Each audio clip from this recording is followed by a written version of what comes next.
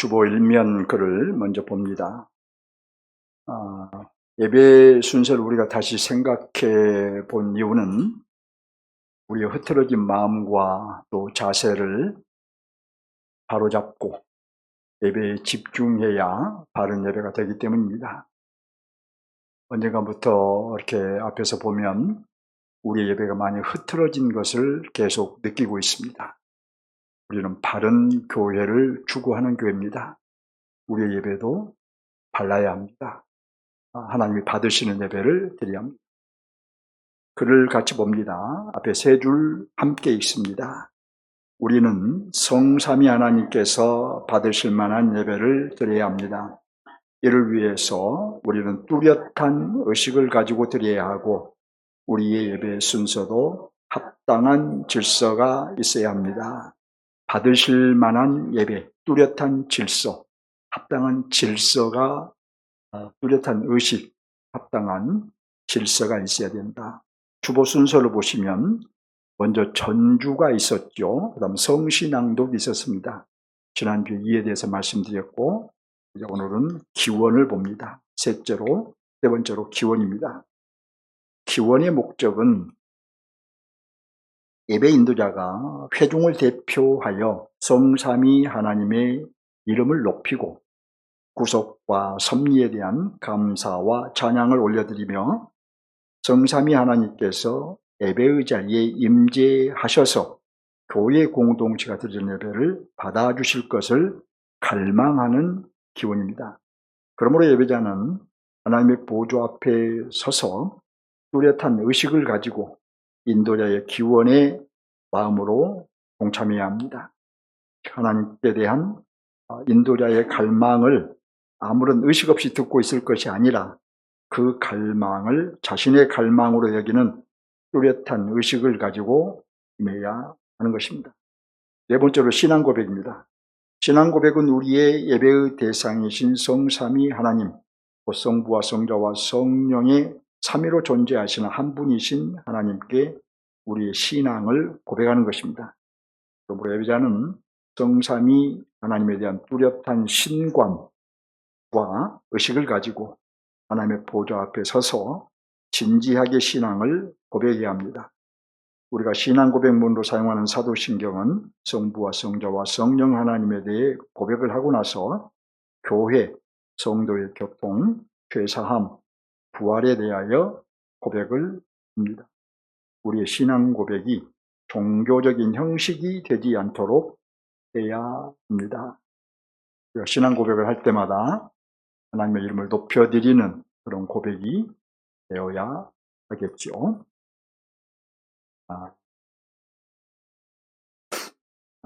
EU, 유럽연합이죠. 유럽연합이 처음 만들어지고 확장되어 가자 한국교회는 많은 교회들이 성도 여러분 긴장해야 합니다. 적그리스도가 나타났습니다. 이렇게 가르치는 교회들이 많이 있었어요. 그 이유를 계시록이 말하는 적그리스도라고 생각을 했던 것입니다.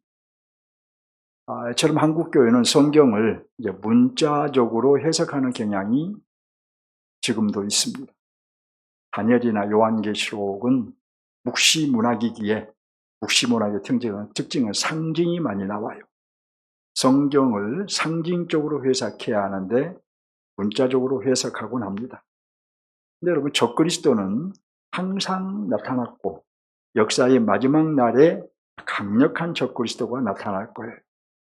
제가 지금 무엇을 경계하고 있는지 눈치를 채실 줄 압니다. 반복해서 말씀드리고 있지만 요한계시록을 문자적으로 해석해서 역사의 프로그램으로 이해하면 안 된다는 것이죠. 요한계시록의 사건들을 역사 내에서 하나하나 시간을 따라서 순서적으로 발생할 것으로 이해하면 곤란하다는 것입니다. 그렇게 가면 이단이 되어버리는 거예요. 요한계시록에는 상징이 많이 나옵니다. 그 중에 상징이 짐승이 나와요. 그러면 짐승은 무엇을 상징하는가를 찾아야 돼요. 짐승이 나오니까 그 짐승을 그리고 짐승에 초점을 맞추고 그 짐승을 초점을 맞추고 할 거야. 그 짐승이 상징하는 것이 무엇인가? 여기에 초점을 맞춰야 되는 거죠. 근데 계시록에는 적그리스도의 상징으로 용이 나오고 또 두 짐승이 나와요. 오늘 보면은 두 짐승 중에서 땅에서 올라온 짐승, 바다에서 올라온 짐승이 있고 땅에서 올라온 짐승이 있는데 오늘 본문은 땅에서 올라온 짐승 이야기입니다. 어떻게 이어지는가 보겠습니다. 자, 우리는 이제 그동안 여섯째 천사가 나팔을 부는 장면까지 살펴보았어요. 이제 여섯째 천사가 나팔을 불었으니까 이제 일곱째 천사가 나팔을 불어야 되는데 그것이 11장 15절에 나옵니다. 그런데 일곱째 천사가 나팔을 불자 요한은 하나님의 심판이 시행되는 장면을 본 것이 아니라 하늘에서 큰 들려온 음성을 들었습니다. 세상 나라가 우리 주와 그의 그리스도의 나라가 되어 그가 세세토록 왕노릇하리로다. 이 음성에 담긴 중대한 메시지가 뭐냐 하면 이제 사단의 나라는 망하고 하나님의 나라가 완성되어 가는 것을 보여주겠다. 이 메시지. 그러니까 이후로 진행될 이 얘기의 초점을 심판에 맞추지 않고 완성될 하나님의 나라에 맞출 것을 암시하고 있는 것입니다. 그래서 11장 마지막 절을 보면 하나님 나라의 완성을 보여줍니다. 하늘에 있는 하나님의 성전이 열리고 하늘 성전 안에 있는 언약궤를 보여줍니다. 하늘 성전에 있는 언약궤를 보여주신 의도는 예수님의 초림부터 재림시까지 하나님의 모든 심판이 시행된 이후에 마침내 주님이 오시면 새 언약의 성취가 완성되어서 새 땅이 완성될 하나님의 나라가 도래할 것이라는 의미로 하늘 성전의 언약궤를 보여주신 거예요. 그러니까 고난당하고 있는 소아시아의 7 교회들에게 비록 너희가 고난당하고 있지만 반드시 승리할 것이다 라는 것을 보여주는 것이고 하나님의 나라가 어떻게 완성되어 가는가 하는 것을 보여주는 것입니다. 이것은 주님의 초림부터 재림시까지 존재하는 모든 교회들에게도 저와 여러분에게도 동일한 목적을 보여주는 거예요. 하나님의 거룩한 전쟁의 목적, 주된 목적은 사단과 그의 세력을 심판하는 것이 주된 목적이 아니라 하나님의 나라를 완성하는 것이 주된 목적인 것입니다. 이어서 12장으로 넘어가면 12장에 가면 갑자기 한 여자가 나오고 그 한 여자가 아이를 베어 해산하게 됩니다. 여기 한 아이를 뵌 여자는 누구이냐? 바로 구약의 교회를 상징해요. 여자가 해산한 아이는 누구냐? 바로 그리스도를 상징합니다. 의미합니다. 12장의 이야기는 교회와 하나님의 나라의 출발점으로 돌아간 거예요. 이는 자연스러운 것입니다. 왜냐하면 7째 천사가 나팔을 불면서 이후로 전개될 이야기의 초점이 지상교회의 승리와 하나님 나라의 완성에 대한 것임을 암시했기 때문이에요. 그러면 교회와 하나님 나라의 출발점은 어디일까요? 바로 그리스도의 출생이 그 출발점입니다. 그리스도 없이는 교회도 하나님의 나라도 없기 때문이죠.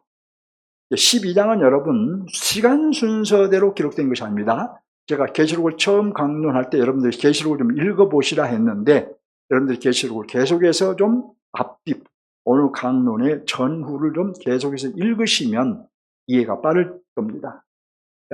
왜 시간 순서로 기록된 것이 아니냐 하면 요한계시록 이것은 바로 묵시문학의 특징이에요. 묵시문학 일반적으로 시간 순서대로 기록되는데 묵시문학은 시간 순서대로 기록되지가 않아요. 그래서 이제 제가 여러분의 이해를 돕기 위해서 순서대로 한번 재구성을 해보겠습니다. 먼저 5절에서 본문 5절에서 구약의 교회를 통해서 그리스도가 탄생하셨습니다. 그리고 탄생하신 그리스도는 우리가 아는 대로 십자가에 죽으시고 부활하여 하나님 앞과 보좌 앞으로 올라가셨습니다. 승천하셨어요. 9절에서 그리스도께서 승천하시야 사단은 더 이상 하늘에 머무를 수가 없게 되어 땅으로 쫓겨났습니다. 우리가 에베소서의 공중의 권세 잡은 자라고 하죠. 그 사단이 예수님께서 승천하시니까 더 이상 하늘에 머물지 못하고 땅으로 쫓겨났어요. 승리하신 그리스도께서 승천하시자 패배한 사단은 쫓겨난 것입니다. 10절에서 사단이 하늘에서 쫓겨남으로 인해 더 이상 사단은 성도들을 참소할 수 없게 되었습니다. 우리를 더 이상 고발할 수 없게 되었어요. 첫째로 그리스도께서 성도들의 모든 죄를 다 사해버리셨기 때문에 이 사람은 죄인이고 저 사람은 이런 죄를 지었고 이 사람은 심판을 받아야 되고 하나님의 진노를 받아야 합니다라고 참소할 수가 없게 되었어요. 둘째로 하늘에서 쫓겨나 더 이상 하나님 앞에 나갈 수 없기 때문에 또한 참소할 수 없습니다. 13절에서는 땅으로 쫓겨난 사단은 그리스도를 낳은 교회를 핍박하기 시작합니다. 땅으로 쫓겨나서 교회를 핍박해요. 여기 교회는 이제 신약의 교회를 의미합니다. 구약의 교회에서 신약의 교회로 넘어온 거예요. 14절에서 하지만 하나님은 사단이 핍박하는 교회를 광야로 데려가 한때와 두때와 반때를 양육하십니다.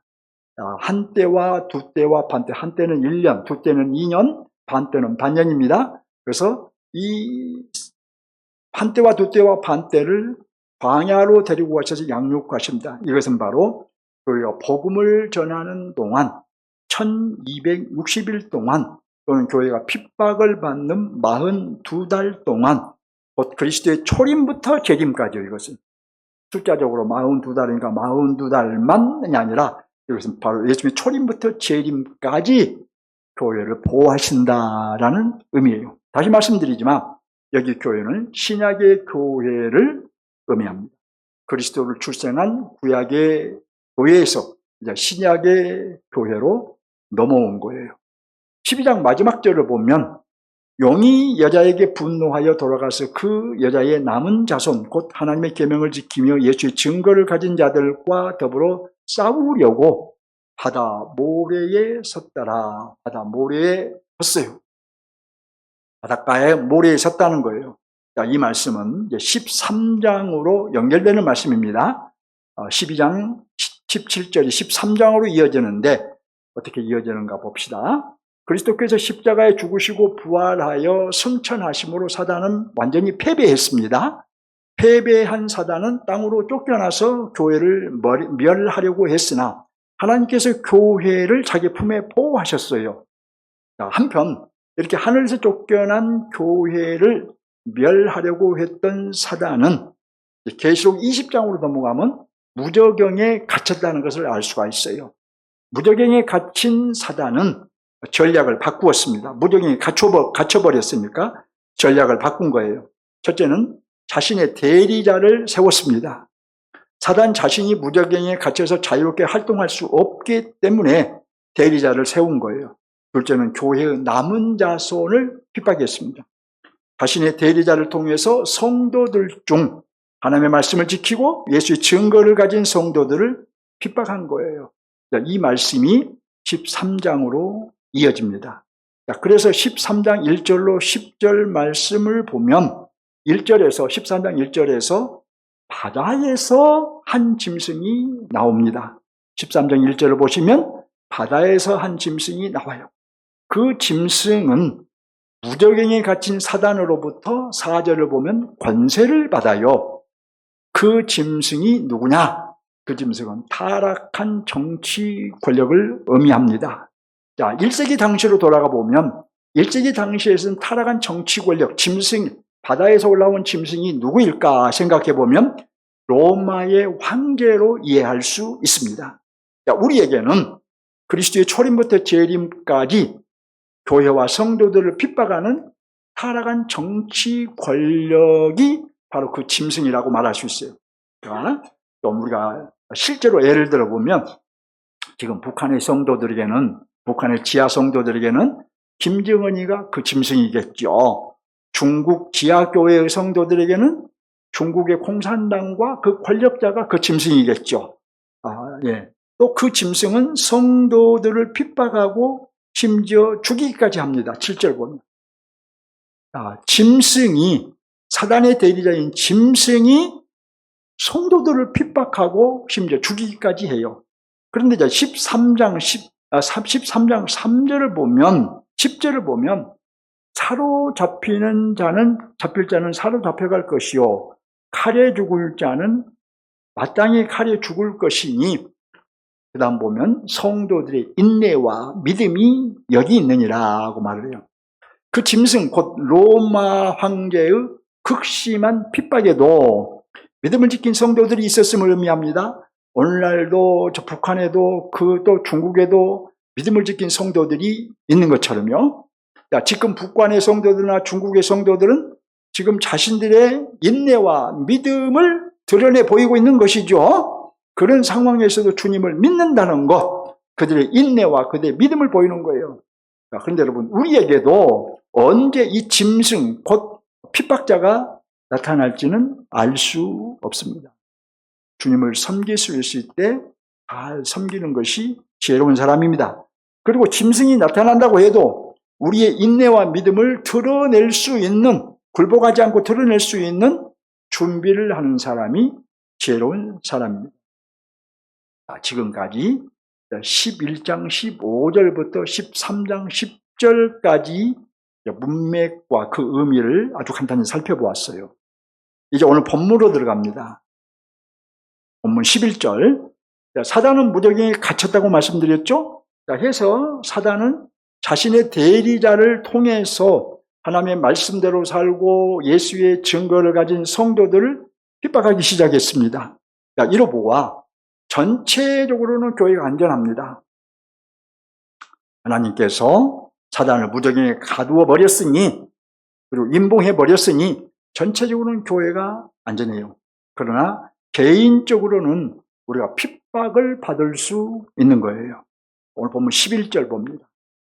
또 다른 짐승이, 성경을 봅니다. 어디에서 올라온가요? 땅에서 올라오지요. 땅에서 올라온 짐승은 권세를 받아서 행합니다. 그래서 2절을 보면 누구의 권세를 받아 행한가요? 먼저 나온 짐승의 모든 권세. 그러니까 바다에서 나온 짐승의 모든 권세. 바다에서 나온 짐승은 사단의 대리자로 세움받았는데 그로부터 모든 권세를 받아서, 땅에서 나온 짐승이 받아서 행합니다. 그 땅에서 올라온 짐승으로 무슨 일을 한가 봅시다. 땅에 사는 자들을 처음 짐승에게 경배하게 하니, 땅에 사는 자들로 하여금 처음 짐승을 경배하게 한다는 거예요.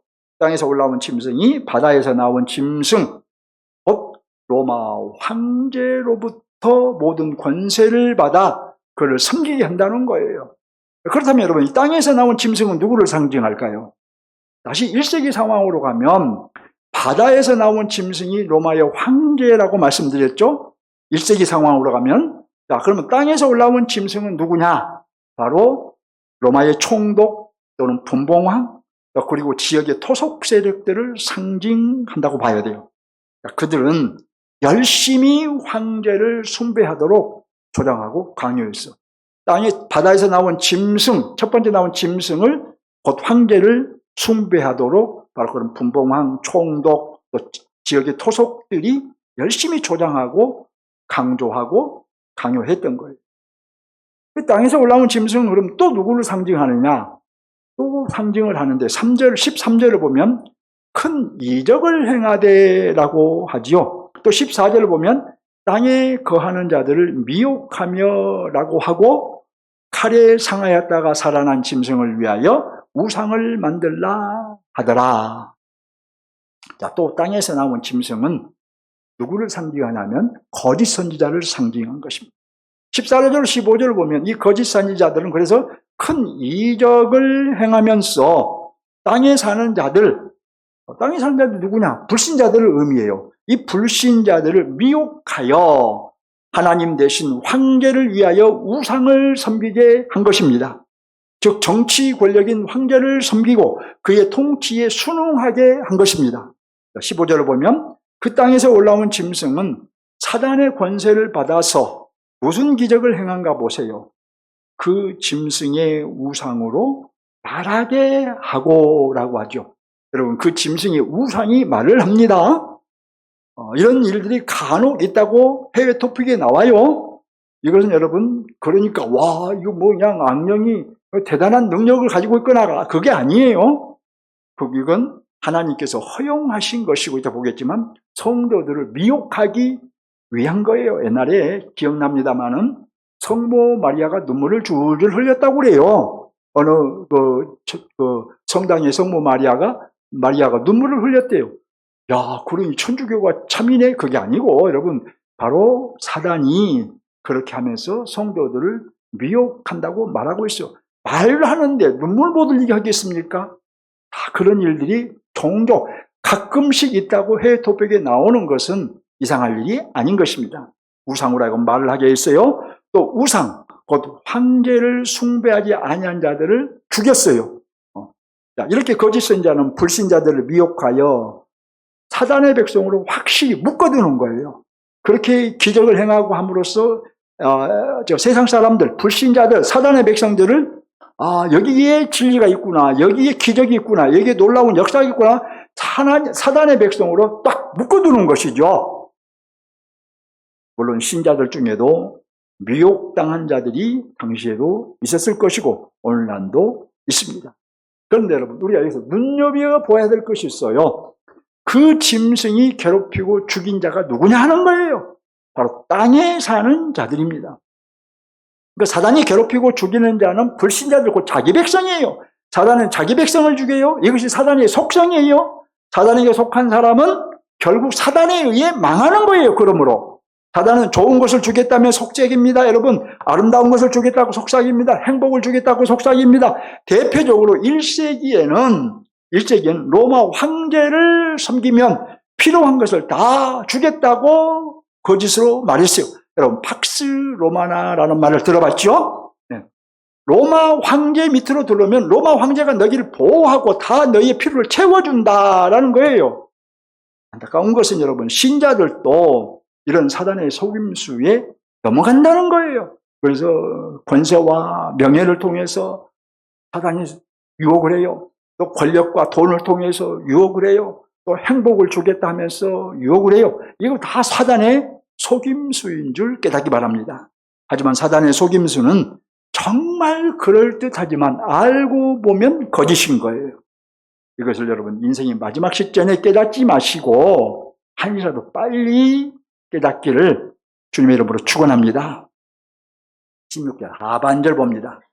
자, 그들은 또 무엇을 했나요? 그 오른손이나 이마에 표를 받게 했죠.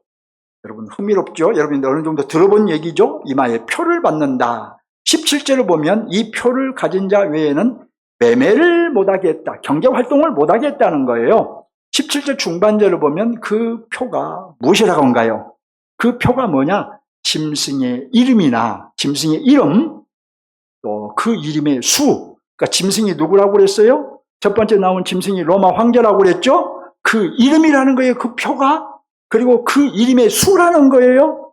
그러니까 황제의 이름이나 그 황제의 이름의 수를 오른손이나 이마에 표를 받아서 낙인을 받게 해서 그 낙인이 없는 사람은 협동조합에 가입하지 못하게 했다는 말이에요. 협동조합에 가입을 못하면 경제활동을 할 수 없는 거죠. 경제적인 압박을 가해서 로마 황제 숭배에 동참하게 한 거예요. 그 표를 받지 아니하면 협동조합에 가입할 수 없고 경제활동을 할 수 없는 이런 경제적인 압박을 가해서 로마 황제를 숭배하게 했던 것입니다. 그런데 18절을 보시기 바랍니다. 지혜가 여기 있으니라고 하죠. 그리고 그 짐승의 수를 세어보라 하죠. 그 짐승을 말하고 그 짐승이 사람의 수라고 말하는데 계속해서 보세요. 그것은 누구의 수라고 한가요? 그 수가 누구의 수라고 그래요? 사람의 수라고 하지요. 그 다음에 그 수는 얼마인가요? 666. 여러분 많이 들어봤죠? 666. 신앙사람들 많이 들어봤을 거예요. 무슨 말일까요? 낙인 받는 수는, 손이나 이마에 낙인 받는 수는 666이었습니다.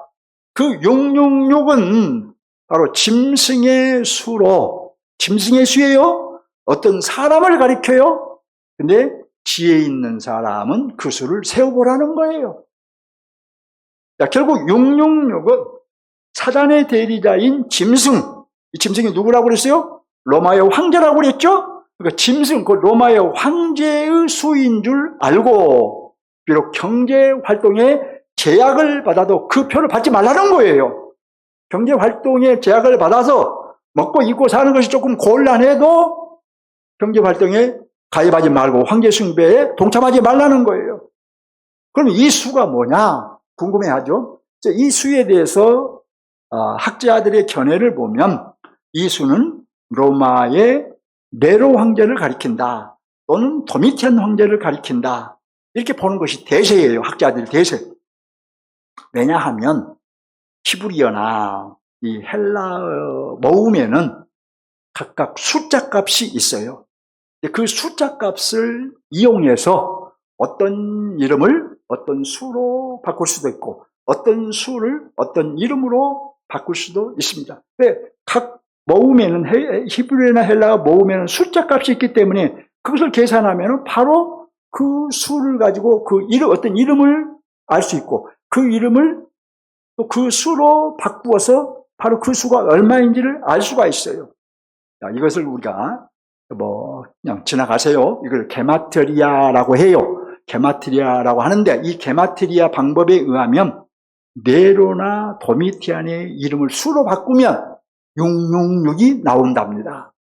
그래서 학자들이 네로나 도미티안이라고 보는 것이 대체적으로 그렇게 본다는 거예요. 하지만 여러분, 우리는 특정 인물로 보기보다는 네로나 도미티안으로 대표되는 이 정치 권력, 타락한 정치 권력을 상징한 것이다 라고 이해하는 것이 정확할 것 같아요. 오늘날 우리에게는. 그러니까 14만 4천이 하나님의 백성을 나타내는 상징적인 수이듯이 이 666은 사단에게 속한 바로 사단의 백성들을 상징하는 수로 보자는 거예요. 일제기 당시에는 네로나 도미티안이었지만 이미 네로나 도미티안은 다 죽고 없잖아요. 그러니 14만 4천이 하나님의 백성들을 상징하는 숫자라면 이 666은 불신자들을 상징하는 숫자라는 거예요. 아무튼 이 수는 상징이기 때문에 예수님의 초림부터 재림까지 기간에 나오는 세상의 악한 모든 정치 권력을 의미합니다. 물론 예수님 재림 직전에 나타날 적그리스도도 포함합니다. 자, 또는 예수님의 초림부터 재림까지의 그 기간에 존재하는 사단의 백성들을 전체를 의미합니다. 그러니까 주님 안에 있는 저와 여러분은 14만 4천인 것이고 주님 밖에 있는 불신자들은 666인 거예요. 주님 안에 있는 저와 여러분은 바로 우리가 14만 4천인 것이고 주님 밖에 있는 세상 사람들이 바로 666이라는 말입니다. 교우 여러분, 먼저 바다에서 나온 짐승은 로마의 정치 권력을 상징합니다. 기독교를 핍박한 네로나 도미티안 황제로 대표되는 이 정치 권력을 상징한 거예요. 자, 이는 결국 예수님의 초림부터 재림까지 기간에 나오는 반신적인 타락한 정치 권력을 상징한 거예요. 북한의 그리스도인들은 아까도 말씀드린 대로 김일성이나 김정일이나 김정은 그리고 북한 공산당이 그 바다에서 나온 짐승이라고 할 수 있겠죠. 중국의 그리스도인들에게는 중국 공산당과 그 권력자들이 바로 바다에서 나온 짐승이겠죠. 그리고 이슬람권의 또 그리스도인들에게는 이슬람교와 그 지도자들이 바다에서 나온 짐승이겠지요. 다음으로 땅에서 올라온 짐승은 로마의 황제를 받드는 로마의 총독이나 분봉왕 그리고 지역의 토속 세력들을 상징합니다. 또 이단들, 곧 거짓 선지자들을 상징합니다. 그들은 사단으로부터 권세를 받아서 불신자들을 미혹을 해요. 첫 번째 나온 짐승은 불신자들로 하여금 로마 황제를 숭배하게 하고, 땅에서 올라온 짐승은 바다에서 올라온 짐승으로부터 권력을 받아서 총독이나 분봉왕이나 이런 사람들이니까요. 황제로부터 권력을 받아 이양받아서 이제 불신자들을 괴롭힌다는 거예요. 불신자들로 하여금 황제를 숭배하도록 조장한다는 거예요. 또 성도들을 미혹해서 사단의 백성으로 이끌어가기도 합니다. 그런데 이 땅에서 올라온 짐승들은 특별히 땅에 사는 사람들을 괴롭혀요. 땅에 사는 자들, 누구냐? 불신자들을 괴롭혀요. 이게 사단의 속성이에요. 사단의 백성들, 사단의 권력을 받아서 괴롭힌 자들이 신자들을 괴롭힌 것이 아니라 불신자들을 괴롭혀요. 사단의 백성을 괴롭혀요. 이것이 사단의 속성이에요. 무엇을 알 수 있을까요? 첫째로 하나님은 사단을 이용해서 사단의 백성들을 심판하십니다. 하나님은 사단의 백성들을 심판하시는데 사단을 이용해서 심판하셔요. 이것은 결국 사단과 사단의 백성을 함께 심판하신 것입니다. 둘째로 이 사단의 행태는 그리스도인들에게 대한 시험입니다. 사단의 행태로 인해 성도들도 미혹을 당하고 특별히 경제 활동에 제약을 받았기 때문이에요. 그럼에도 어떤 성도는 끝까지 믿음을 지킴으로 그 하나님의 테스트, 여기 시험은 테스트를 의미해요. 테스트를 통과했을 것이고, 어떤 성도는 타협해버리고, 어떤 성도는 상황윤리를 인정해버리고, 그래서 그 시험을 통과하지 못했을 것입니다. 오늘날도 사단은 우리를 시험하는데, 사단이 우리를 하나님의 허락하심 없이 시험하느냐? 그렇잖아요. 하나님의 허락하심을 받고 우리를 그리스도인들을 시험을 해요. 근데 우리 그리스도인들도 어떤 경우는 이 시험을 통과하기도 하고 어떤 경우는 넘어지기도 하고 이렇다는 것을 알 수 있죠. 이 말씀의 핵심 메시지는 하나님은 이미 사단을 심판하셨어요. 이미 사단을 그리스도께서 부활 승천하심으로 사단을 땅의 하늘에서 쫓아내어 무저갱에 가두셨습니다. 심판하신 거예요. 사단은 하나님은 그 다음에 사단을 이용하여 불신자들을 심판하십니다. 그리고 또한 사단을 통해서 성도들을 시험하십니다. 세 가지를 기억할 필요가 있어요. 사단과 불신자의 심판 목적, 그리고 사단을 통해서 성도들을 시험하신 목적, 뭐 때문에 그러느냐? 왜 사단을 심판하시느냐? 왜 불신자들을 심판하시고 계시느냐? 왜 성도들을 시험하시느냐? 하나님의 나라를 완성하여 이긴 자들에게 주시기 위함인 거예요. 우리가 이긴 자가 됩니까? 우리에게 바로 완성된 하나님의 나라를 주시기 위함인 거예요. 그걸 위해서 사단을 심판하셨고 불신자들을 심판하고 계시고 또 성도들을 시험하여 참과 거짓을 분리시키는 것입니다. 핵심 메시지를 적용합니다. 하나님은 사단을 이미 심판하셨으며 사단을 이용하여 불신자들을 심판하시고 또한 사단을 통해 성도를 심판하신다라는 것이 핵심인데 여러분 우리가 이 핵심 메시지에서 적용할 것은 두 가지예요. 첫째로 사단이 처한 형편을 이해하는 것입니다. 사단이 처한 형편을 이해를 해야 우리가 사단에 대한 이해를 해야 싸우든 말든 하죠.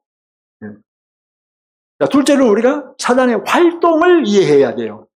첫째로 사단에 처한 형편 이해하시기 바랍니다. 그리스도의 부활 승천으로 공중의 권세 잡은 자, 그 사단은 이미 하늘에서 쫓겨났습니다. 또 하늘에서 쫓겨난 사단은 이제 그리스도를 낳았던 교회를 핍박하려고 했지만 실패했어요. 또 바다에서 나온 짐승과 땅에서 올라온 짐승은 이제 사단의 권세를 가지고 행했어요. 이 사단이 두 짐승을 대리자로 세워서 간접적으로 활동한 거예요. 직접 이미 무저갱에 갇혔으니까 두 대리자를 세워서 간접적으로 활동한 것입니다. 그럼 왜 사단은 간접적으로 활동하느냐? 요한계시록 20장 3절로 넘어가면 무저갱에 던져 넣어 잠그고 그 위에 임봉하여 천년이 차도록 다시는 만국을 미혹하지 못하게 하였는데 그 후에는 반드시 잠깐 노일이라 이렇게 말을 합니다. 요한계시록은 여러분 모든 말씀이 시간 순서대로 기록한 것이 아니에요. 시간 순서대로 차근차근 기록된 것이 아니다.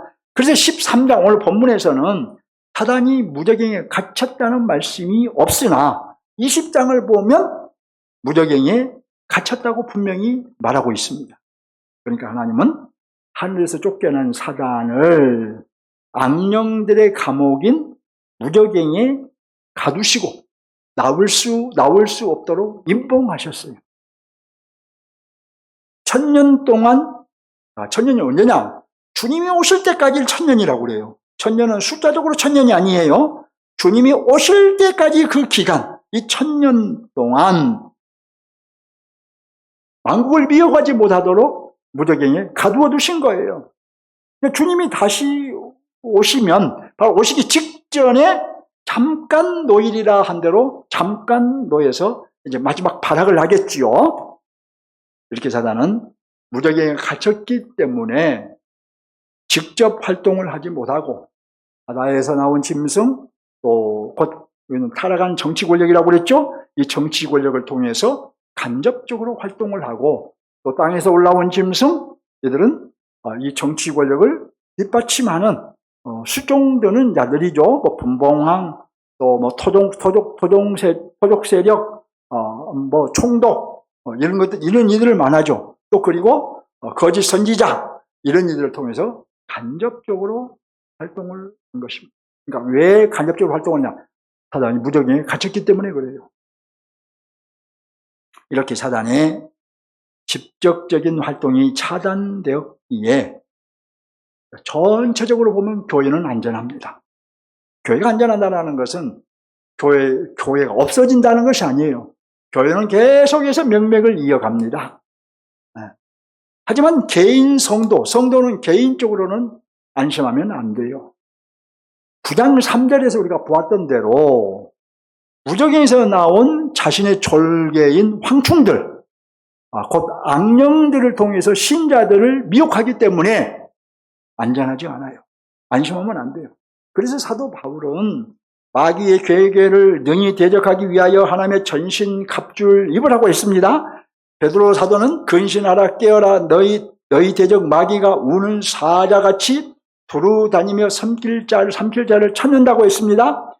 야고보 사도는 그런즉 너희는 하나님께 복종할지어다 마귀를 대적하라 이렇게 말했어요. 우리를 미혹하기 때문에 대적하라는 거예요. 둘째로 이제 사단의 활동을 이해해야 합니다. 조금 이상하게도 사단은 자기 백성을 심판해요. 자기 백성인 불신자들을 파멸로 이끌어가요. 정확히 말하면 하나님께서 불신자들을 심판하실 때에 사단을 이용하셔서 심판하십니다. 사단을 이용한 하나님의 불신자 심판은 그런데 예수님의 초림으로 시행되기 시작했으며 예수님의 재림 직전까지 계속 시행될 것입니다. 지금도 하나님은 사단의 능력을 이용하여 다양한 방법으로 불신자들을 심판하고 계세요. 자기 백성을 괴롭히고 파멸로 이끌어가는 것이 바로 사단의 속성인데 그 속성을 이용해서 사단으로 하여금 불신자들을 핍박하게 하고 불신자들을 파멸로 이끌어가게 하신 것이죠. 하나님은 종종 악을 이용하셔서 악을 심판하십니다. 악을 심판하시는데 악을 이용해서 악을 심판하시는 것을 봐요.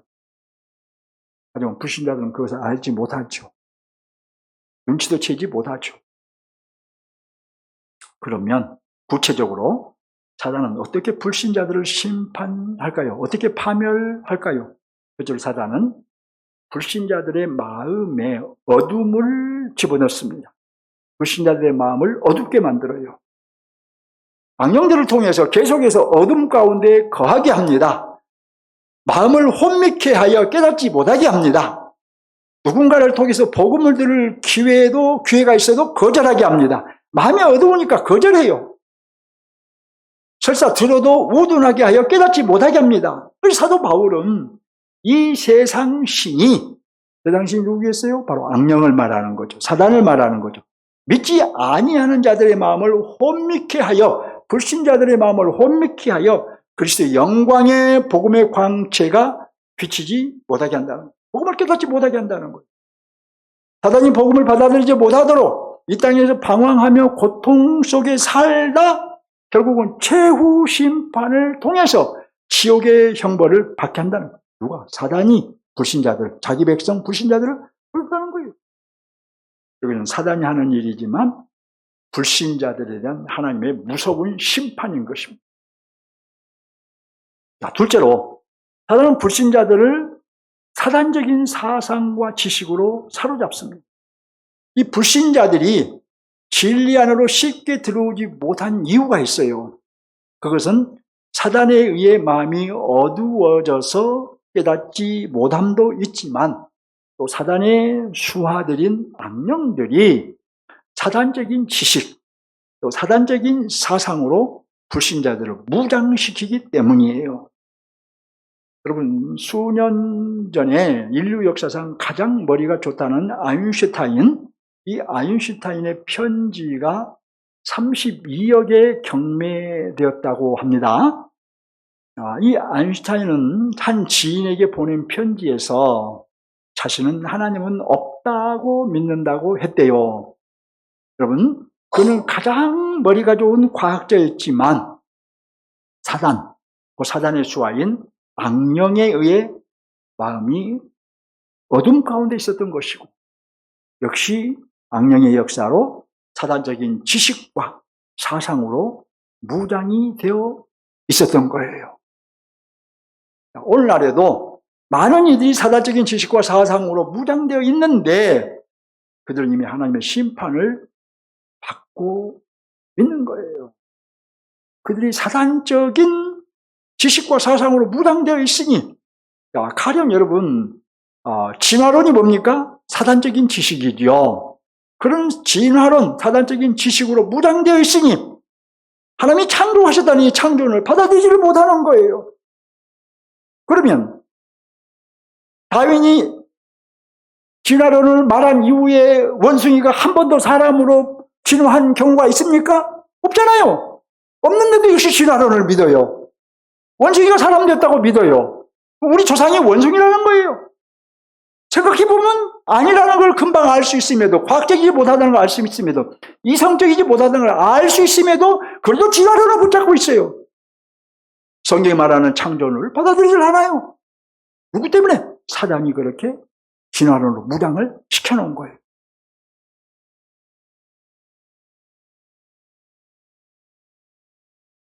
자, 결국은 그들은 빛의 세계를 알지 못하고 사단의 백성으로 살 뿐만 아니라 결국 최후에는 지옥의 형벌에 처해지게 될 것입니다. 자, 또 사단은 어떻게 불신자들을 파멸시키느냐? 셋째로, 사단은 불신자들의 끊임없는 탐심을 넣어줍니다. 권력에 대한 탐심, 물질에 대한 탐심, 명예에 대한 탐심, 모든 육적인 탐심을 집어넣습니다.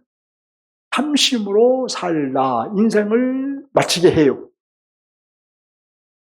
사단의 역사가 강할수록 탐심은 커지는 것이고 그 탐심에서 빠져나오지 못합니다. 누구든 탐심이 충만하면 하나님을 섬기지 못하는 거예요.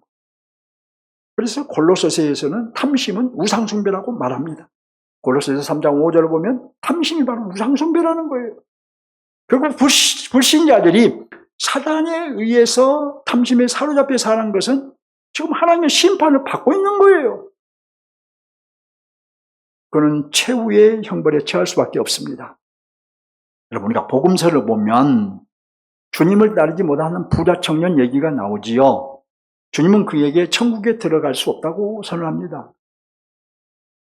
탐심으로 인해서 자기의 물질을 주님이 팔아서 가난한 자들에게 도우라는 그 말씀을 지키지 못하고 돌아서는 것을 보고 그는 그 부자 청년에게 천국에 들어갈 수 없다고 선언하시고, 불신자든 자신이 알든 모르든 인정하든 인정하지 않든 이미 사단이 넣어준 탐심으로 하나님의 심판을 받고 있는 거예요.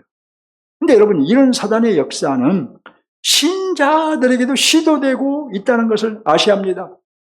우리도 사단의 공격을 받고 있어요. 그 사단의 수하인 악령은 저와 여러분의 마음에 우리 안에 들어오지는 못해요. 우리의 영향을 미쳐요. 어둠을 자꾸 집어넣으려고 합니다. 사다적인 지식과 또 사상을 자꾸 소개합니다. 계속해서 탐심을 갖도록 영향력을 미칩니다.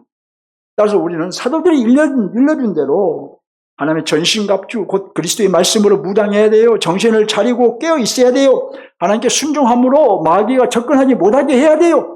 근데 불신자들은 지금 시행되고 있는 하나님의 심판을 피할 수 없습니다.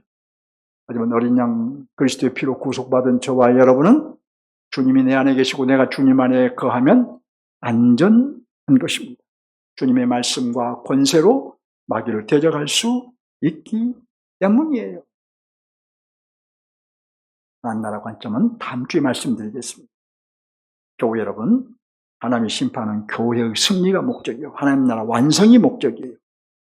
물론 하나님 나라의 완성은 심판을 통해서 이루어질 것입니다. 심판 없이 하나님 나라가 완성되지 않아요. 심판 없이 우리의 구원이 완성되지 않는다는 거예요. 심판을 통해서 하나님 나라가 완성되어 가고 있어요. 그러나 아직 남아 있습니다. 따라서 지금은 은혜를 받을 수 있는 때예요. 아직은 하나님의 심판이 다 되지 않았어요. 남아 있어요. 지금은 구원을 받을 수 있어요. 물론 곧 받을 수 없는 때가 올 거예요. 그러면 우리가 해야 될 일은 미루지 않아야 되겠죠. 여러분, 가장 강력한 마음과 또 강력한 의도로 여러분에게 호소합니다. 첫째, 자신의 신앙을 잘 갖추는 것을 미루지 마십시오. 여러분의 신앙 제대로 갖추지 못하면 사단의 도구가 되어 살 것입니다. 우리도 모르게 사단의 도구가 되어버리는데 내 신앙을 바르게 갖추지 못하면 우리는 언제든지 사단이 나를 자기 도구로 사용할 거예요. 우리의 삶을 돌아보면 사단의 도구로 살 때가 있었다는 것을 우리는 인정할 거예요.